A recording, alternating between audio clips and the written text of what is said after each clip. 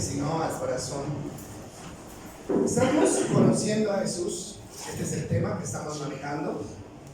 Ya hemos mirado 3 facetas de la vida de Jesús, de la persona de Jesús.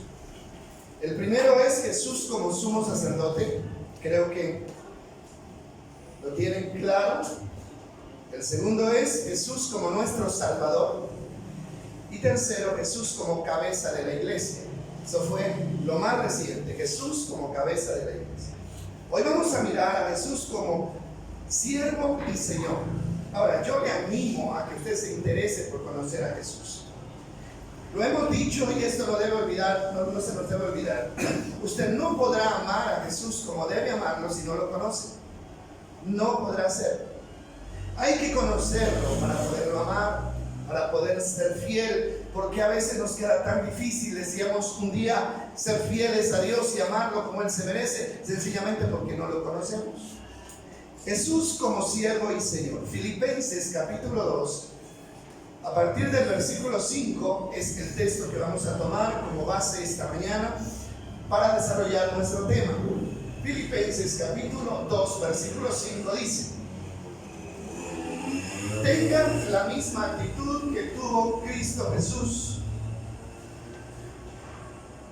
Aunque era Dios, no consideró que el ser igual a Dios fuera algo a lo cual aferrarse.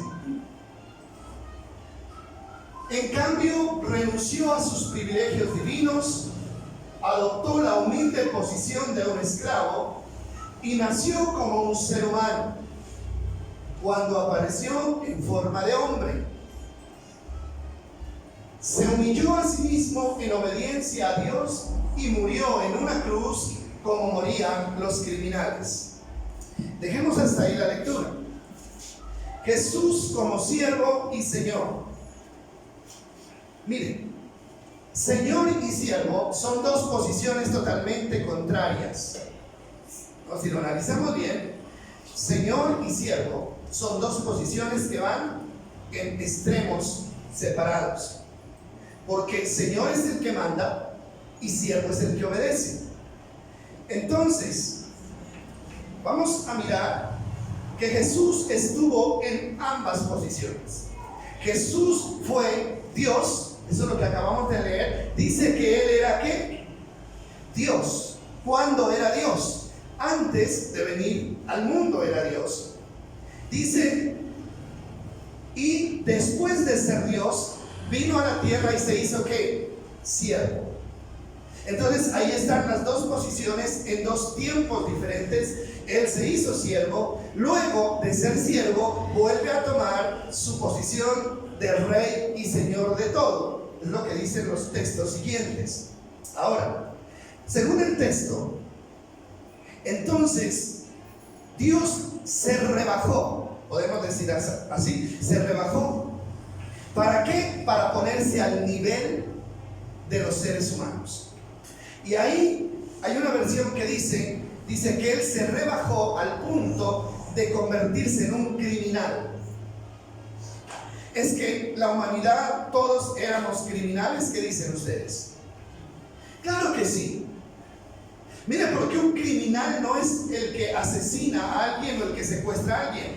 Todo el que va en contra de la ley, por muy insignificante que sea, se convierte en un criminal. El que va en contra de la ley. Mire, tan sencillo como esto: pasarse el semáforo en rojo, lo que siempre hemos dicho acá. Eso es contra la ley, ¿verdad? Y ya entonces me hago ¿qué? Me hago una persona faltante, violador de la ley. Entonces todos estábamos en esa condición y el Señor dice que se hizo igual a nosotros. Ahora, cuando el Señor, ¿para qué habla Dios de esto? Si ustedes miran los primeros versículos de Filipenses, se darán cuenta. Podemos ir al versículo 1 de Filipenses, capítulo 5. Miren, ¿para qué? Porque cuando nosotros miramos, eso se ve en hermenéutica. Cuando usted mira una parte de un texto, tiene que devolverse al inicio para saber de qué está hablando. Y miren lo que dice el apóstol Pablo, ¿hay algún estímulo en pertenecer a Cristo? ¿Existe algún consuelo en su amor? ¿Tenemos en conjunto alguna comunión en el Espíritu? ¿Tienen ustedes un corazón tierno y compasivo? Ahora, ¿a quién le está hablando el apóstol? Le está hablando a los creyentes, nos está hablando a nosotros.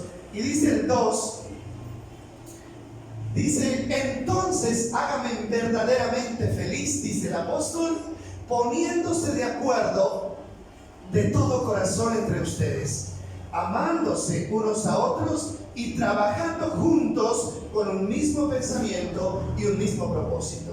Entonces, él toma el ejemplo de lo que Cristo hizo por nosotros simplemente para decirnos: ustedes tienen que hacer lo mismo. Está hablando de cómo se deben manejar las relaciones interpersonales entre nosotros como creyentes, como familia de Cristo. Bueno, entonces vamos a continuar. Cuando yo les diga miremos el texto, ustedes lo miran. Cuando yo esté hablando acá, entonces ustedes me escuchan, porque si se ponen a leer allá, entonces no me pondrían atención. Entonces lo leímos y luego sacamos la conclusión. Bien, ¿por qué dice el versículo 5? Tengan la misma actitud. ¿Qué está diciendo acá? Ustedes tienen que hacer lo mismo que hizo ¿quién? Cristo. ¿Y qué fue lo que hizo Cristo? Él dejó su posición de Dios, de rey, dejó el lugar que tenía sentado a la diestra del Padre y vino y se hizo semejante a nosotros, renunciando a todo para poder estar al mismo nivel. ¿Hacia dónde nos querrá llevar esta enseñanza? Pues tiene una enseñanza muy correcta. Primero, porque dice: ustedes tienen que hacer lo mismo que yo hice. Y miren, que si usted lo analiza de una manera más, digamos, con más detenimiento, todo lo que Jesús hizo, luego dice: ustedes tienen que hacerlo también. Todo, absolutamente todo. Inclusive, dice: yo entregué mi vida por ustedes. Ustedes tienen que también entregar la vida por sus hermanos. Eso lo dice Jesús. Todo lo que Jesús hizo, luego nos lo exige a nosotros.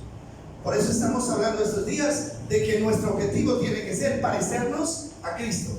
Cada día parecernos más a Cristo, y no crea que eso es un absurdo, que eso es ilógico, que eso no es posible, porque sí es posible. Es posible. Lo que pasa es que el enemigo nos ha hecho creer que eso no es posible. ¿Para qué? Para que nos quedemos estancados, ¿no? Disculpándonos, diciendo que somos humanos, que como humanos podemos fallar, que como humanos tenemos que seguir haciendo. No, eso no es así. Entonces, Jesús se puso al nivel de nosotros para podernos salvar. Y eso es lo que nosotros... Miren, nadie que esté en una posición diferente puede sentir lo que otro siente. Ese dicho vulgar que dice: hay que ponerse en los zapatos del otro, eso es real. ¿Y qué hizo Cristo? Vino y se puso en los zapatos ¿de quién? De nosotros, los seres humanos, que estábamos necesitados de salvación. Y fue aquí, en medio de esta humanidad perdida, donde Él pudo ver, dice Mateo, a las multitudes que estaban ¿qué? Desamparadas y descarriadas como ovejas que no tienen pastor, y sintió compasión en su corazón. Y esa es la misma compasión que Dios dice que nosotros tenemos que tener frente a los demás. Una pregunta: ¿sería que Dios no nos podía salvar siendo Dios, sin hacerse hombre? Yo creo que sí. Para Dios no hay nada imposible, no hay nada imposible. Él nos podía salvar sin hacerse hombre, pero ¿por qué lo hizo? ¿Por qué lo hizo? Sencillo, Él lo hizo porque el hombre no solamente necesitaba ser salvo, sino tener un modelo de vida para seguir y poder demostrar con hechos que estamos siguiendo verdaderamente a Cristo. No sé si me hice entender, pero cuando Jesús vino a la tierra, no solamente vino a salvarnos, a darnos la oportunidad de salvación, sino que vino a enseñarnos con su vida el ejemplo de cómo debíamos ser los seguidores de Cristo. Y yo el otro día, siempre lo he dicho y lo he mencionado, y la pregunta es: ¿por qué Cristo vino a quedarse 33 años aquí en la tierra si la obra de salvación la hizo en 3 días? 3 días fueron suficientes para Él hacer la obra de salvación. ¿Lo recuerdan? ¿Qué tenía que hacer Cristo para salvar al mundo? Simplemente morir y luego resucitar. Y con eso le daba salvación al mundo. Pero ¿por qué se quedó 33 años desde que nace hasta que es adulto y muere? ¿Sabe por qué? Para darnos ejemplo de vida. Cada circunstancia que él vivió, cada momento que él vivió y quedó registrado, es para que nosotros sepamos cómo comportarnos. Necesitamos un modelo de vida. Hermano, y el modelo de vida no es ningún ser humano. El modelo de vida tiene que ser ¿quién? Cristo. Porque si tomamos a un ser humano como modelo de vida, vamos a terminar decepcionados. Él es el único. Ahora, ¿estamos trabajando para parecernos más a Cristo? ¿Qué dicen ustedes? En su vida diaria, ¿realmente estamos trabajando para parecernos más a Cristo? Pues tenemos que hacerlo. Ese es nuestro trabajo aquí en la tierra. Ese debería ser nuestro trabajo aquí en la tierra. Bueno, entonces, vamos a mirar qué quería demostrar Cristo y qué quería enseñarnos al mismo tiempo. Hay dos cosas que encontramos ahí, y es humildad y obediencia.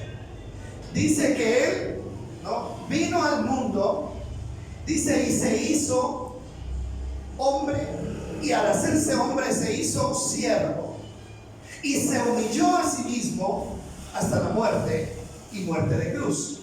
Humildad y obediencia, dos lecciones que todos necesitamos aprender.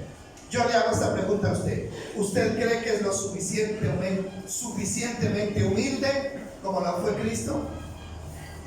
Usted, estoy hablando de usted.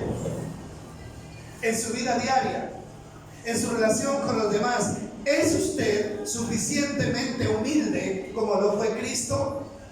Pues creo que todos tenemos que reconocer que nos falta, ¿cierto? Nos falta. Y si nos falta, ¿qué vamos a hacer? No nos vamos a quedar de brazos cruzados. Vamos a trabajar cada día para poder ser tan humildes como fue Cristo. ¿Cómo demostró Cristo la humildad? Bueno, primero, el lugar donde nació. Ustedes saben dónde nació Cristo, ¿verdad? Dice que Él nació en una pesebrera, en un corral de animales. Y yo estaba mirando por qué. Bueno, según dice la historia, cuando Jesús nace, ellos, José y María, estaban en Belén cumpliendo un compromiso del gobierno que era, había un censo y había tanta gente en Belén. Dice que para ellos no hubo lugar en una posada, en un hotel. Pero ¿saben qué pienso yo? Que ellos no pudieron tener un lugar digno, no porque no hubiera espacio, sino porque no tenían con qué pagarlo. ¿Qué piensan ustedes? Hermano, porque la plata lo compra todo, absolutamente todo. Entonces, ¿por qué Dios viene y comienza su vida terrenal en una familia de las más humildes que había en aquel entonces? Primero, Nazaret era una de las regiones más pobres del tiempo bíblico. Nazaret, donde nace Jesús. Y luego, la familia donde nace Jesús era una familia sin recursos económicos. José era carpintero. Ellos vivían en una situación muy precaria, y estoy estudiando bien la situación socioeconómica de la familia de Jesús, y eso es lo que dice. En el tiempo de Jesús, la sociedad estaba dividida en dos grupos, los ricos y los pobres. ¿Quiénes eran los ricos? Los ricos eran los gobernantes y eran los religiosos de aquel entonces. Fariseos y saduceos, ellos eran los que tenían la plata. Y Jesús no pertenecía ni a familia de gobernantes, ni a fariseos, ni a saduceos. Es más, esta gente atacó a Jesús, lo atacó mucho. Entonces Jesús vivió en una familia de condición humilde. ¿Pero por qué? Eso fue a propósito.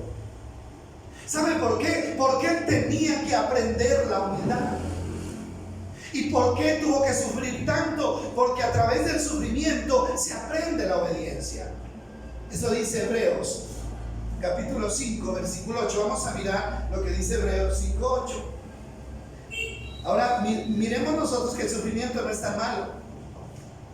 Dice, aunque era hijo de Dios, se refiere a Jesús, Jesús aprendió obediencia por las cosas que sufrió.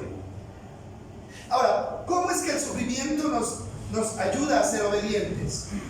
Claro que nos ayuda a ser obedientes, ¿no? Algunos aprendemos con los consejos, otros aprendemos con los trancazos, ¿sí o no? ¿Es así o no es así? Por eso se dice que cuando alguien no quiere oír consejos, hay que dejarlo. No hay que insistir, porque tarde o temprano esa persona se dará contra la pared, se estrellará contra el mundo y entonces aprenderá. Así que el sufrimiento no es tan malo, pero hay algunos que somos tan tercos que ni con consejo ni con golpes aprendemos, pero esas personas terminan destruyéndose a sí mismas, no tienen esperanza. Entonces dice que Jesús aprendió ¿qué? Obediencia. Él tuvo que aprender obediencia y él tuvo también que aprender qué era la humildad. Jesús siempre se declara humilde. En una parte dice: aprendan de mí que soy, ¿qué dice? Manso y humilde de corazón, y hallarán descanso para vuestras almas. Hermano, la humildad es una lección muy importante para tenerla en cuenta. Segunda de Corintios 8:9, y recuerde que esto tiene una aplicación personal. Segunda de Corintios 8:9, ¿qué dice? Dice: ustedes conocen la gracia generosa de nuestro Señor Jesucristo, aunque era rico, ¿qué dice? Por amor a ustedes se hizo ¿qué? Pobre, para que mediante su pobreza pudieran ustedes ser ¿qué? Ricos. Entonces esto desmiente totalmente esa enseñanza equivocada de la teología de la prosperidad que dice que Jesús era rico. Ahí dice que él era rico cuando estaba en su trono, pero dejó la riqueza para hacerse pobre semejante a los seres humanos, y para hacernos, dice, para que con esa pobreza todos nosotros fuéramos enriquecidos. Por eso usted no puede compartir esa idea de que, hay muchos que para favorecer esa teología equivocada de que usted tiene que pedirle a Dios riqueza, usted tiene que pedirle plata, usted no se conforme con el carro que tiene, usted no se conforme con la casa de vida, porque Jesús fue rico. Mentira, Jesús no fue rico. Una parte en la Biblia dice: las zorras y las aves tienen cuevas y tienen nidos, pero yo no tengo ni dónde recostar mi cabeza. ¿Un rico diría eso? No. Y otros recordábamos ayer, toman lo del manto de Jesús. Si usted conoce la historia, dice que Jesús tenía un manto muy fino cuando fue crucificado. Dice que el manto era tan fino que los guardias, que los soldados comenzaron a echar suertes a ver quién se quedaba con ese manto, a ver quién se lo ganaba. Lo rifaron, porque era fino. Entonces ellos dicen equivocadamente: si Jesús tenía un manto tan fino que se lo rifaron los soldados, era porque tenía plata. Pero recuerden que el manto no era de Jesús. En otra versión, el Evangelio dice que ese manto era del rey y que se lo pusieron a Jesús para burlarse de él y decir: ahí está el rey de los judíos. No se lo quitaron, seguramente se manchó de sangre de los azotes que le dieron. Y otra cosa importante es que no era porque era mío, sino porque había una profecía sobre mis ropas hechas de suelo. Tenía que cumplirse, pero él no era el dueño de ese manto. Entonces no podemos nosotros hablar de que nosotros podemos ser ricos y Jesús nos tiene que enriquecer porque tenía tesorero, dice. Y si tenía tesorero era porque tenía plata. Hermano, el que hay un tesorero no significa que una persona sea rica. Una persona tiene un tesorero porque es un buen administrador, porque le gusta llevar las cosas bien, pero puede que no tenga plata. Entonces, mire que Jesús dice: se hizo pobre para enriquecernos a nosotros. Pero no se olviden de la esencia del mensaje. ¿Cuál es la esencia del mensaje? Haya pues en ustedes esta misma actitud que hubo en Cristo Jesús. Ahora, ¿qué está diciendo él? Ustedes también tienen que despojarse de lo que tienen, de lo que son, para poderse a nivel de los que no tienen nada. Y ahí es donde la cosa cambia, ¿no? Si nosotros aplicamos esto a nuestra sociedad, incluyendo a los creyentes, este sentir no existe en los seres humanos. O yo no sé si en usted. Pero este sentir no existe. ¿Cuál sentir? El sentir de bajarse. ¿Será que existe? No, no existe el sentir de bajarse, ni existe el sentir de renunciar a lo que tenemos, de deshacernos de lo que tenemos. Hermano, porque eso para el sistema del mundo, eso es ilógico. ¿Qué es lo que el sistema del mundo enseña o ha implantado en la mente? Lo lógico es ascender. ¿Sí o no? Usted tiene que tener más. Usted tiene que tener más plata, tiene que tener más poder, tiene que tener más fama, y cada día se trabaja para tener ¿qué? Más.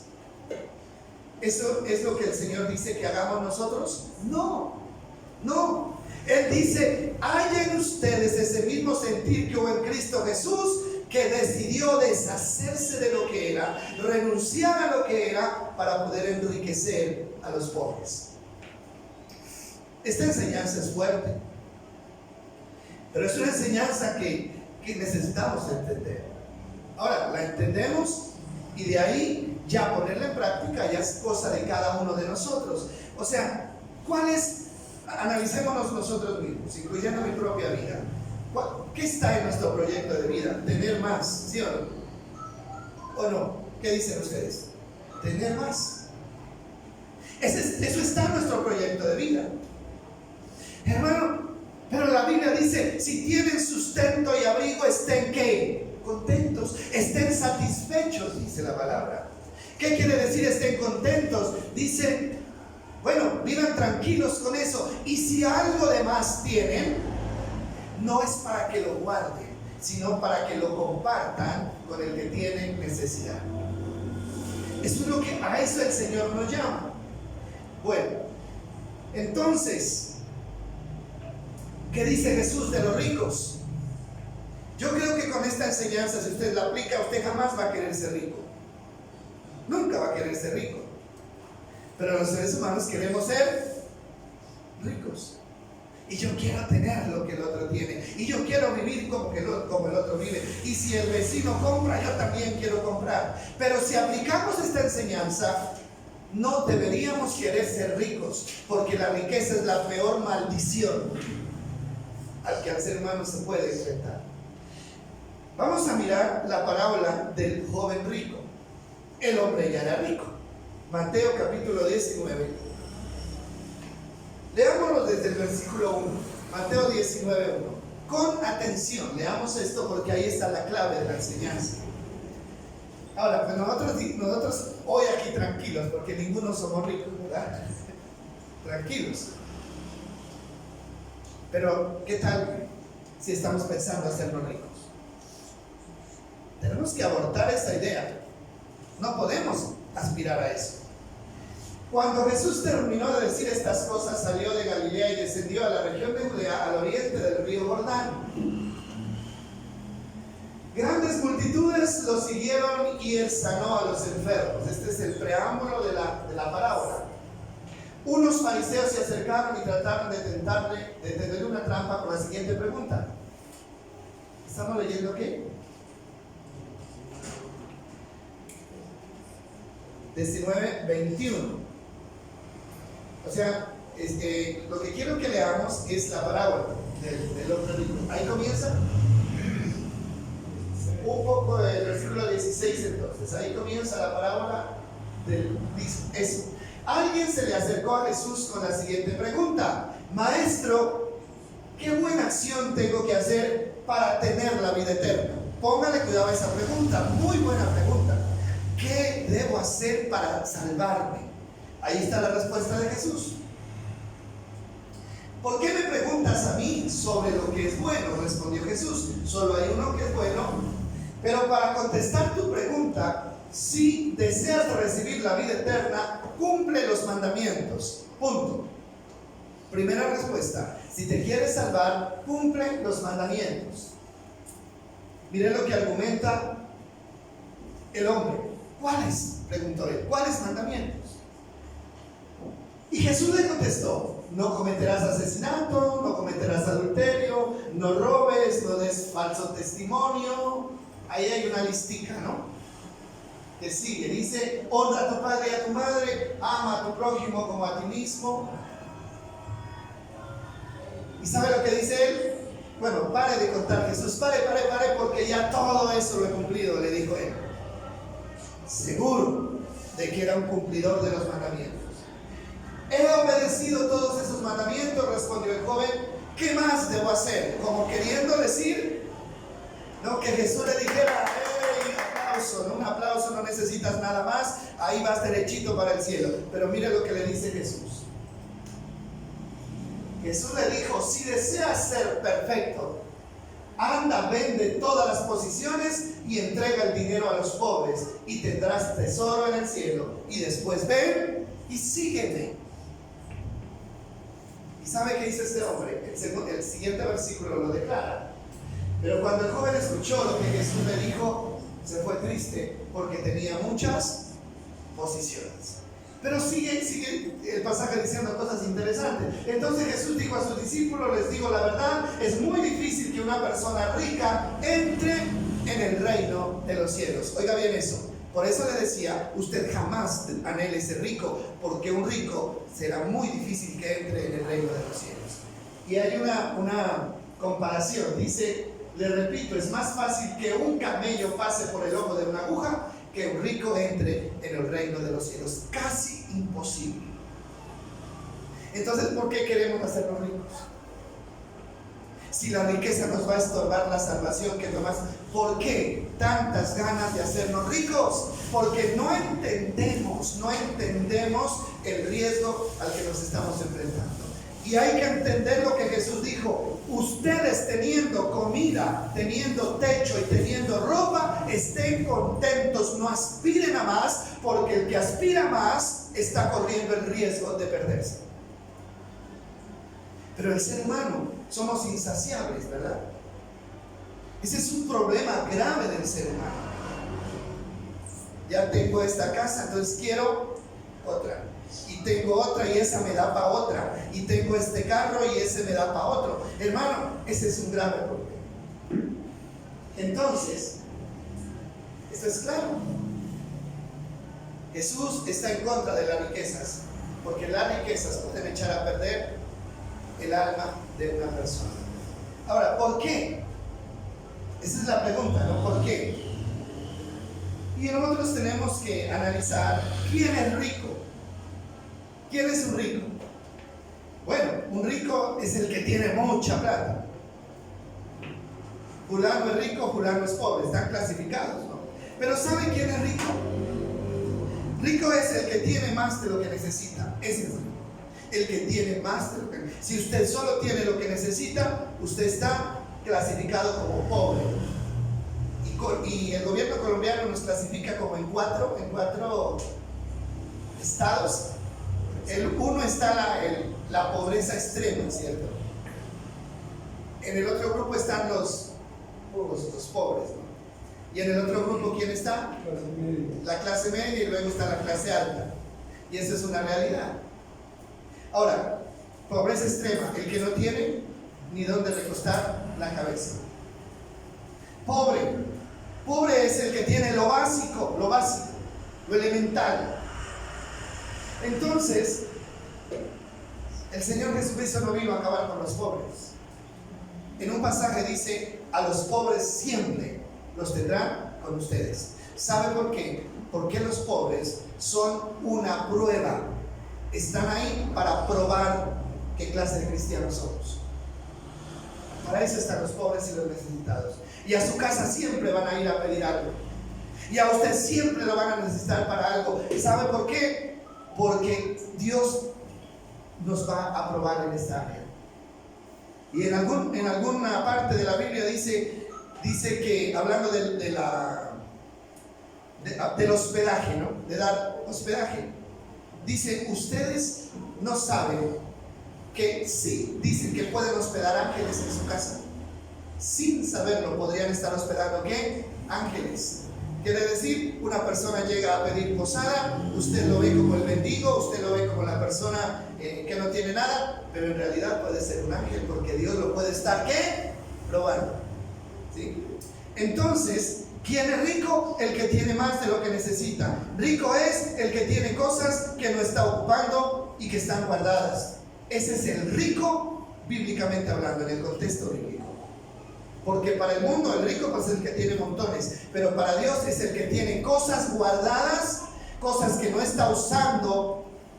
Ese es rico, tiene más de lo que necesita. Ahora, la primera muestra de que somos salvos es que amemos a nuestro prójimo. ¿Qué le dijo Jesús a este señor? A ver, creo que es el versículo anterior. Bueno, habla de amar a quién? Al prójimo, ¿cierto? Amar al prójimo. Y ustedes saben que una vez ellos le preguntaron a Jesús, Señor, ¿cuál es el primer y gran mandamiento de la ley? Y Jesús les dijo, amen a Dios y amen a su prójimo como a ustedes mismos. ¿Qué significa esa palabra como a ustedes mismos? No, es que esto lo estoy guardando. ¿Por qué? Porque yo lo puedo necesitar. Me estoy cuidando a mí mismo. Pero que el otro que está necesitado, no. Que se muera, que aguante. Entonces no estoy amando a mi prójimo como lo que quiero para mí, tengo que quererlo para el otro también. Ahora, mire, esta es una doctrina fuerte, es una doctrina que de pronto no cae como muy agradable, pero en la realidad, de todas maneras, cada uno de nosotros somos libres de tomarla y aplicarla o dejarla ir, pero está escrito y no lo podemos negar. Entonces, primera muestra de que somos salvos es que amamos a nuestro prójimo. Eso dice Primera de Juan. Y lo vamos a ver. Capítulo 3, versículo 13 al 17. ¿Cómo saber si realmente tenemos a Cristo en nuestro corazón? Una manera de saberlo. Así que, amados hermanos, no se sorprendan si el mundo los odia. Si amamos a nuestros hermanos en Cristo, eso muestra que hemos pasado, ¿qué dice? De muerte a vida. ¿Qué significa? De condenación a salvación. Si amamos a nuestros hermanos en Cristo, eso demuestra que hemos pasado de muerte a vida, pero el que no tiene amor sigue muerto. Sigue muerto. Hermano, ¿y cómo hago para saber si tengo amor? No, yo amo a todo el mundo, yo amo a mi papá, yo amo a mi mamá, pero están en necesidades y a mí no me importa. ¿Será que lo ama? No, yo amo a mi vecino porque nunca le he hecho nada malo. No lo ama porque si lo amara, además de no hacerle nada malo, tratara de hacerle el bien también. Ser bueno no es solamente dejar de hacer el mal. Ser bueno es hacer el bien cuando podemos hacerlo. Eso es ser bueno. A veces nos conformamos, es que yo no le hago mal a nadie, yo a nadie le quito nada, pero tampoco le da. Ni le quita ni le da. Entonces, como decían por ahí, no es agua ni pescado. Tenemos que analizar sobre esta situación. Ahora dice, el versículo que sigue dice, este es interesante: todo el que odia a un hermano en el fondo de su corazón es un asesino. Y ustedes saben que ningún asesino tiene vida eterna en él. ¿Cuál era la pregunta del joven rico? ¿Cómo hago para tener qué? Vida eterna. ¿Qué le dijo Jesús? No, váyase a la iglesia más cercana y hágase miembro de la iglesia y vaya al culto todos los domingos o los sábados. No, le dijo, tienes que amar a tu prójimo. Tienes que amar a tu prójimo. Eso es lo que te hace falta. ¿Sabe que el joven rico había cumplido todos los mandamientos de la ley, no? Todo lo cumplía. Y él estaba esperando una felicitación y camino abierto al cielo. Y Jesús le dice, un momento, te falta una cosa. ¿Pero qué me falta? Mire, el vender lo que tiene y darle a los pobres no estaba en los 10 mandamientos. Pero ¿sabe qué? Está en el principio del amor que el Señor enseña. Y Jesús dice en Juan, dice, yo no les voy a hablar un mandamiento nuevo, les voy a hablar del mismo mandamiento antiguo, que es que se amen unos a otros, porque ese mandamiento comenzó desde desde el principio y será el mandamiento que va a estar hasta el fin. Entonces, ¿qué le dice? Todo el que aborrece a su hermano es un homicida. ¿Cuándo se sabe si usted ama o aborrece? Cuando una persona está en necesidad. En ese momento, usted sabe si lo ama o no lo ama. Hermano, si usted permanece indiferente ante el dolor, ante el sufrimiento, ante la necesidad, usted no lo ama. Porque si lo amara, no podría quedarse quieto sabiendo que hay sufrimiento, dolor y necesidad. Y el otro texto es muy importante. Miren lo que dice. Dice, conocemos lo que es el amor verdadero porque Jesús entregó su vida por nosotros. Usted y yo conocemos lo que es el amor porque fuimos beneficiados por ese amor. Fuimos objetos de ese amor verdadero. ¿Y cómo demostró el amor verdadero Jesús? Dando su vida por nosotros. Hermano, el amor Él no lo demostró dándonos una casa, dándonos salud, dándonos nada. Él demostró dando su vida por nosotros. Mire lo que dice, de manera que nosotros también tenemos que dar la vida por nuestros hermanos. La vida. Pero yo digo, si a veces nos cuesta dar un plato de comida, ¿qué hay? ¿Estaríamos dispuestos a dar la vida por otro? Hermano, esto hay que cuestionarlo. Esto hay que analizarlo. Y el otro texto dice, si alguien, oiga bien, este es el texto clave. Si alguien tiene suficiente dinero para vivir bien y ve a un hermano en necesidad, pero no le muestra compasión, ¿cómo puede estar el amor de Dios en esa persona? Así de sencillo, saquen la conclusión, dice. Él nos pone a pensar. Dice, si alguien tiene suficiente dinero para vivir bien, él. ¿Qué dice? Tengo suficiente plata, no me preocupa, tengo recursos, y de pronto hay un hermano necesitado. Ahí surge el hermano necesitado. Dice, si esa persona no muestra compasión, y esta Biblia dice, si esa persona cierra su corazón, dice, no puede el amor de Dios estar en esa persona. Es imposible que el amor de Dios esté en el corazón de una persona que no se duele de la necesidad de otro cuando tiene como ayudar. Así de sencillo. Ahora, ¿la salvación es por obras? No, no es por obras. Pero Mateo capítulo 31, versículo 25 habla de las obras, ¿cierto? ¿Han leído ese pasaje? Fuerte. Mateo 25, 31, el juicio de las naciones, cuando vamos a estar delante del Señor, todos, ¿no? Y Dios va a separar a las ovejas como separa el pastor a las ovejas de los cabritos. Y a uno les dirá, vengan benditos a heredar el reino preparado para ustedes, y a otros les dirá, vayan malditos al fuego eterno. ¿Cuál es la causa? Ahí se da la causa. Lean ustedes el texto. Señor, le dirán los que fueron invitados al cielo, Señor, ¿por qué? Y él dice, porque tuve hambre, me diste de comer, tuve sed, me diste de beber, estuve en la cárcel, me visitaste, estuve desnudo, me cubriste, estuve enfermo y me visitaste. Y ellos le dirán, Señor, ¿cuándo te vimos en esas condiciones? Y el Señor les va a decir, es que si lo hicieron con uno de estos pequeñitos, lo hicieron conmigo. Y luego viene la parte fea. Los que fueron echados al infierno, Señor, ¿por qué? ¿Qué fue lo que no hicimos? El Señor les va a decir, es que, no, ustedes me vieron con hambre y no me visitaron, y está la misma lista. Estuve enfermo, no me visitaron, estuve en la cárcel, estuve desnudo y no me cubrieron. Y ellos van a decir, Señor, ¿cuándo te vimos? Si nosotros vivimos en el siglo XXI y tú viviste en el siglo I, ¿cuándo te...? Él les va a decir, no. Es que si no lo hicieron con uno de estos más pequeñitos, ¿a qué se refiere cuando dice más pequeñitos? A los seres humanos, a los que nos rodean. Es como si no lo hubieran hecho conmigo. Por lo tanto, vayan malditos al fuego eterno. Palabras que nadie querría escuchar. Entonces podríamos decir, entonces la salvación es por obras. Entonces si yo le doy al necesitado y al preso me salvo, no. Porque Pablo dice que la salvación no es por obras para que nadie se gloríe. Entonces, ¿por qué el Señor explica de esa manera? Sencillo, ¿Por qué? Porque una persona que tiene a Cristo en su corazón tiene que tener amor. Lo que dice Primera de Juan, ¿cierto? Si usted tiene a Dios en su corazón, usted tiene que tener amor. ¿Por qué? Porque Dios es amor.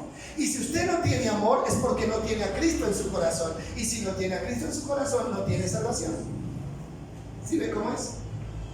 Entonces nosotros no somos, repetimos esta frase muy común, no somos salvos por hacer buenas obras, pero hacemos buenas obras porque fuimos salvos.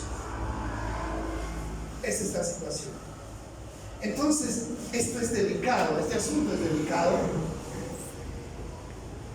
¿Qué podríamos decir entonces?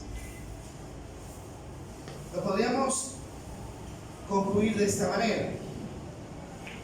Un verdadero cristiano no puede tener dinero guardado cuando un hermano está con hambre. ¿O sí? Entonces no puede ser rico. Un verdadero cristiano no puede tener dinero guardado. No que sea para pagar la deuda, no que sea, no. Que tenga dinero. Ya todo está solucionado y este dinero me sobra. Y ve a un hermano con hambre y él sigue con esa persona. Un verdadero cristiano no puede tener esa actitud. Es lo que nos quiere decir la palabra. ¿Qué más? Un hermano, un verdadero cristiano, no puede tener una casa cerrada cuando hay alguien viviendo debajo de un plástico. El caso también puede ser que no sea guardado, porque mucha gente hoy en día critica tanto las inversiones, ¿no? En lujos y cosas que no son necesarias, en lugar de ayudar. Yo lo que me critican hoy en día, aviones, carros. Sí, o sea, lo que yo les decía el otro día, ¿no?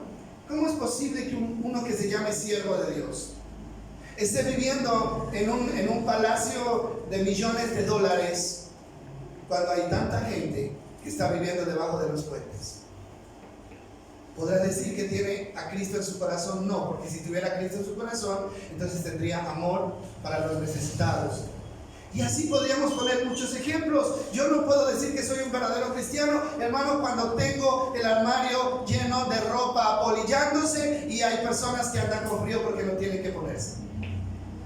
¿Será que puedo decir que tengo el amor de Dios en mi corazón? No, es lo que dice el texto. Si alguien tiene suficiente para vivir bien y ve a un hermano, pero no le muestra compasión, entonces no tiene amor. Ahora, igual nosotros todos queremos la salvación, ¿verdad? Todos queremos la salvación, porque los días en este mundo están contados.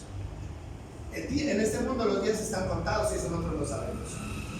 Hermano, por eso el Señor habla de invertir en el reino de Dios. Debemos comenzar a invertir en el reino. Entonces, cuando hay alguien, ningún cristiano podría ser rico en medio de un mundo lleno de miseria. No podría. ¿Por qué? Porque el amor que hay en su corazón no le permitiría de ninguna manera tener cosas mientras ve a otros que carecen de ellas. Por eso, entonces, ahí entiende usted lo que dice al principio. Es muy difícil que un rico que entre en el reino de los cielos. ¿Por qué razón? Porque una persona para entrar en el reino de los cielos tiene que haber recibido a Cristo, y al recibir a Cristo su corazón se llena de amor, y el amor que tiene no le permitirá tener cosas mientras otros están en necesidad. No sé si me estoy haciendo entender. Así de sencillo, armamos el rompecabezas y listo. Lucas capítulo 12, versículos 33 y 34 dice algo muy interesante, ¿no? Que debemos analizar. El anterior, leámoslo por favor. Dice: así que no se preocupen, pequeño rebaño. ¿A quién le habla? A la iglesia. Pues el Padre le da mucha felicidad al entregarles el reino. Dice acá: ustedes no teman, manada pequeña, porque a nuestro Padre le ha complacido entregarles el reino. Ahora, está tranquilizando, una voz de tranquilidad. Tranquilo, no se preocupe, no se asuste, no tengan miedo. ¿Miedo de qué? Mire lo que sigue. ¿Miedo de qué? Vendan sus posiciones y denla a los que padecen necesidad. Eso almacenará tesoros para ustedes en el cielo, y las bolsas celestiales nunca se ponen viejas ni se agujeran. El tesoro de ustedes estará seguro, ningún ladrón podrá robarlo, y ninguna polilla podrá destruirla. ¿Dónde? ¿Aquí? No, allá. Entonces, ¿cuál es el problema por el que nosotros no compartimos? ¿Sabe cuál es el problema? El miedo. El miedo de que nos falte a nosotros. Este es el miedo. Es que si yo doy, entonces me va a faltar. Es que si yo entrego, entonces ¿con qué me voy a quedar? Dice, no tengan miedo. ¿Por qué? Porque Dios, dice, ha decidido a ustedes entregarles el reino. O sea, cuando habla del reino, es una herencia que no se puede comparar a ninguna herencia aquí en la tierra. Ni a la de Pablo, ¿cómo era? Pablo Rodríguez era. Ese narcotraficante que fue riquísimo. Pablo Escobar. Ni con esa se puede comparar lo que Dios nos tiene preparado. Así que no tengan miedo, porque el que da siembra y Dios devuelve lo que uno ha sembrado. Pero ¿qué es lo que nos hace duros de corazón? Tenemos miedo. Es que tengo que guardar porque yo no sé qué será el día de mañana. ¿Qué dice la Biblia? Ustedes no se preocupen por el día de mañana, porque cada día trae su propio mal. Y no se preocupen por qué van a comer. ¿Por qué? Porque tienen un Padre que los va a sustentar, y más si ustedes están en obediencia a la palabra. Hermano, tenemos que romper esas ligaduras, tenemos que romper esas ataduras que no nos permiten ver la bendición real de Dios en nuestras vidas. Hay que romperlas. Entonces, ahí está, vendan sus posiciones. ¿Qué tal, no? Vaya, venda la casa, venda el carro, venda todo y délo a los pobres, y tendrá tesoro en el cielo. ¿Alguien lo hará? No creo. No creo. Yo no estoy listo para hacer eso, la verdad. Bueno, de pronto yo lo haría. Pero tenemos una familia, ¿cierto? ¿Cómo se le ocurre? Porque no todos tenemos la misma visión. Ahora, pero yo digo, no se trata de vender lo que tenemos, no. Quédese con la casa, quédese con lo que tiene, quédese con eso. Pero si un día Dios le da algo más de lo que ya tiene, entonces no piense en guardarlo para usted, piense en compartir con el necesitado. Eso sí lo podemos hacer, ¿verdad? Eso lo podemos hacer.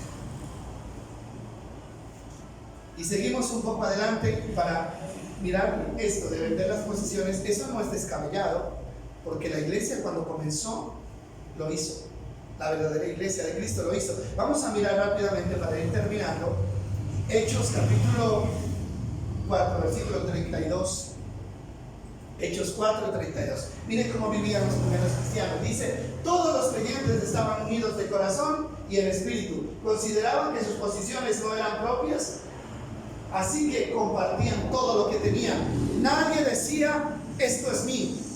Todo lo que había era de todos.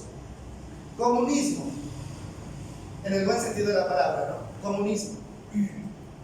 Dice, los apóstoles daban testimonio con poder de la resurrección del Señor Jesús, y la gran bendición de Dios estaba sobre todos ellos. ¿Por qué? Porque tenían amor. Dios bendice la unidad. Dios bendice donde hay amor. Un corazón que tiene amor es un corazón que nunca estará vacío, que nunca estará escaso. Nunca, porque la bendición de Dios estará ahí siempre. Dice el 34, no había necesitados, oiga, no había necesitados entre ellos, porque los que tenían terrenos o casas los vendían y llevaban el dinero a los apóstoles para que ellos lo dieran a los que pasaban. ¿Qué dice? Necesidad. Esto se dio, esto fue una realidad. La vida de los primeros cristianos fue así. El que tenía más aportaba para que el que no tuviera, el que no tenía nada, estuviera al mismo nivel. O sea, nadie comía mejor que nadie, todos comían igual, la misma comida. Nadie vestía mejor que otro, todos vestían igual. Nadie vivía más mal que otros, todos vivían en la misma condición. Y eso fue lo que Cristo vino a hacer por nosotros. Bajó del cielo para ponerse a nuestro nivel. Hermano, ¿cuándo vamos a ver un mundo así? Jamás. Nunca. El mundo cada día, hermano, los pobres son más pobres y los ricos son más ricos cada día. Y eso muestra la ausencia de Dios en el corazón del ser humano. Eso es una muestra de la ausencia de Dios. Ahora sí, vivían contentos ellos. en esa comunidad. Ahora, ¿pero por qué? La pregunta es, ¿por qué eso no continuó? ¿Por qué no es una obligación de los cristianos cristiano que se convierta, venda su casa y traiga? ¿Sabe por qué? O sea, porque después de un tiempo salió a relucir la dureza del corazón de las personas. Si usted mira veamos un poquito más del texto, ahí hubo un problema. ¿Quién causó este problema? Dice el versículo, a ver, vamos a mirar si es el texto, por favor, el texto que continúa. Dice, mire, ahí está. Por ejemplo, había un tal José, a quien los apóstoles le pusieron el sobrenombre de Bernabé, que quiere decir hijo del ánimo. Él pertenecía a la tribu de Leví y era oriundo de la isla de Chipre. Miren la historia de este señor. Dice, vendió un campo, este señor era miembro de la congregación, vendió un campo que tenía y llevó el dinero a los apóstoles. Así tenía que ser, sigamos. ¿Perdón? No me escucho. Listo. Entonces vamos aquí a Hechos, porque el relato no termina ahí, ¿no? Está hablando esta historia. Y miremosla en esta. ¿Estuvimos leyendo hasta qué versículo? El versículo 6. Entonces, el 5. A ver, ubiquémonos en la Biblia. Dice, y cierto hombre llamado Ananías con Zafira, 5:1, Hechos 5:1, vendió una heredad y sustrajo parte del precio, sabiéndolo también su mujer. Luego llevó solo el resto y lo puso a los pies de los apóstoles. Pedro le dijo a Ananías, ¿por qué llenó Satanás tu corazón para que mintieras al Espíritu Santo y sustrajeses del producto de la venta de la heredad? ¿No era tuya? Estaba en tus manos y vendida estaba en tu poder. ¿Por qué pusiste esto en tu corazón? No le has mentido al hombre, sino a Dios. ¿Sí ya estamos ahí? La decisión de vender o no la propiedad fue tuya, le dijo, ¿no? Después de venderla, el dinero también era tuyo. Para regalarlo o no. ¿Cómo pudiste hacer algo así? No nos mentiste a nosotros, sino a Dios. ¿Qué más sigue diciendo? Mire lo que pasó. En cuanto Ananías oyó estas palabras, cayó al suelo y murió. Se murió inmediatamente. Todos los que se enteraron de lo que sucedió quedaron aterrados. Y la historia no para ahí. Miren lo que sucede. Después, unos muchachos se levantaron y lo envolvieron en una sábana, lo sacaron y lo enterraron. Ni velorio le hicieron, imagínense. ¿De qué le sirvió la plata que se guardó? Como 3 horas más tarde entró su esposa sin saber lo que le había pasado a su esposo. Sigamos. Pedro de nuevo le preguntó a la mujer, ¿fue este el dinero que tú y tu esposo recibieron por la venta de su terreno? ¿Qué dijo ella? Sí. Ese fue el precio. También se puso de acuerdo para mentir. Y mire lo que dice. Y Pedro le dijo, ¿cómo pudieron ustedes dos siquiera pensar en conspirar para poner a prueba el Espíritu del Señor de esta manera? Los jóvenes que enterraron a tu esposo están justo afuera de la puerta. Ellos también te sacarán cargando a ti. Luego termina y al instante ella cayó al suelo y murió. Cuando los jóvenes entraron y vieron que estaba muerta, la sacaron y la enterraron al lado de su esposo. Como escalofriante esta historia, ¿verdad? ¿Por qué tan fuerte esto? ¿Por qué? ¿Por no llevar la venta? No fue por no llevar la plata, porque Pedro le dice, eso era tuyo, y tú podías entregarlo o podías quedarte con él. El problema fue, trataron de mentirle a Dios, trataron de engañar a Dios, y a Dios no se le puede engañar. ¿Cómo aplicamos esto? Hermano, si alguien le pide a usted un favor y usted tiene cómo hacerlo y le dice no tengo, le está mintiendo, ¿sí o no? Le está mintiendo a la persona, pero a Dios no le puede mentir, porque Dios sabe si usted lo puede hacer o no lo puede hacer. Y es grave mentirle a Dios. ¿Qué tal que Dios siguiera castigándonos así de esa manera hoy en día? Menos mal que no. Entonces, por eso no pudo continuar esta dinámica de todo en común. ¿Por qué? Porque alguien no se había desprendido de la ambición, de la avaricia, y sembró en la congregación una raíz de este mal. Entonces, ya no se pudo hacer nada. ¿Por qué? Porque si se hubiera seguido haciendo eso, la iglesia se hubiera acabado, todos se hubieran muerto. Hermano, pero el principio no ha caducado, el principio sigue ahí. Ahora, el hecho de que no tengamos que vender las cosas y traerlas a un fondo común no significa que estamos exentos de ayudar. ¿Saben una cosa? Ya terminando, estamos hablando de qué? De que un verdadero cristiano tiene que tener la misma actitud que tuvo Cristo, que fue ¿qué? Desprenderse de lo que Él era y de lo que Él tenía para poder bendecir a la humanidad. Si Él no hubiera hecho eso, no había esperanza para nosotros. Tal vez usted es la esperanza de alguien en esta vida. Usted puede ser la esperanza de ayudar a alguien económicamente, de ayudar a alguien espiritualmente. Usted puede ser la esperanza. Pero si nos mantenemos allá arriba, altos, sin querernos bajar, sin querernos mezclar, entonces puede que nunca lo hagamos, y eso no es agradable delante de Dios. Miren, nosotros como cristianos no estamos llamados ni a ser ricos, ni a ser poderosos, ni a ser dueños de nada. No estamos llamados a eso. Nosotros estamos llamados a ser ¿qué? Siervos. Siervos. Y esa es la mentalidad que tenemos que tener. Mientras estemos aquí en la tierra, nosotros tenemos que ser siervos. Una última cita que habla de esto que les estoy diciendo, para que ustedes confirmen que está escrito. Mateo 20, 25 al 28. Y cerramos con esto. Siervos, siervos, esa es la mentalidad. Y el siervo siempre está buscando qué hay que hacer, a quién hay que ayudar, cómo se puede servir. Mientras que el dueño está sentado esperando que otros lo sigan.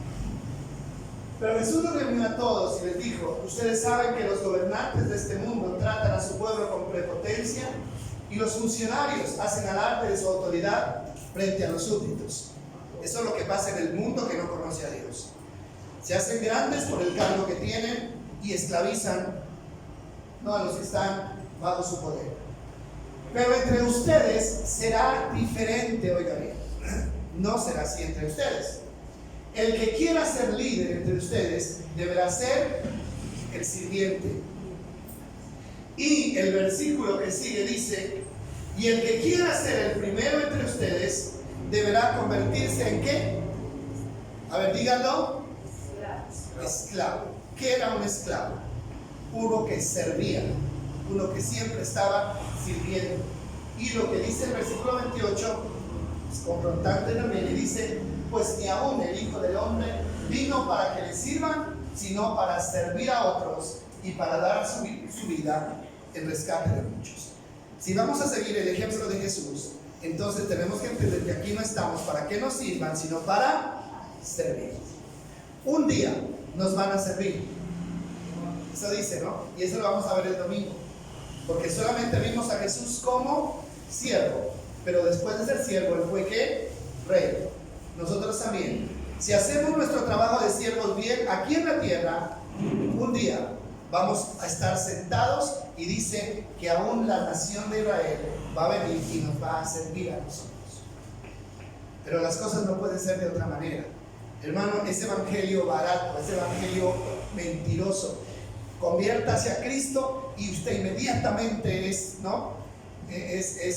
cambiado de posición. Todo lo van a servir, ¿no?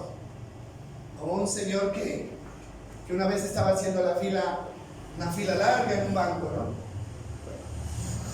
Y llega el tipo cristiano, de esos fanáticos, que no entiende nada, pues se pasó la fila, ¿no? Y la gente comenzó a decir: hey, usted por... Y el de allá dice: es que yo soy hijo del dueño, yo puedo pasar porque soy hijo del dueño. No era hijo del dueño del banco, él estaba diciendo que era hijo de Dios, que era hijo del rey, y que por eso tenía derecho, ¿no?, a pasar de primero. Entonces eso es todo lo contrario, hermano. Si fuera hijo del dueño de todo, entonces sería humilde y estaría haciendo la fila, porque eso fue lo que el Señor nos enseñó. Pero yo no puedo decir, soy hijo del rey y con esa excusa violar los derechos de los demás. Todo lo contrario, tengo que aprender a respetar como Cristo respetó y a servir como Cristo sirvió. Hermano, y hay un dicho por ahí que dice que el que no vive para servir, no sirve para vivir, dice, ¿verdad? Hermano, servir es lo más bonito que usted puede experimentar en la vida. Es la mayor satisfacción. Nada puede ser mejor que servir a una persona necesitada. Nada puede ser. Que Dios nos bendiga entonces, mis amados. Reflexionemos sobre esto.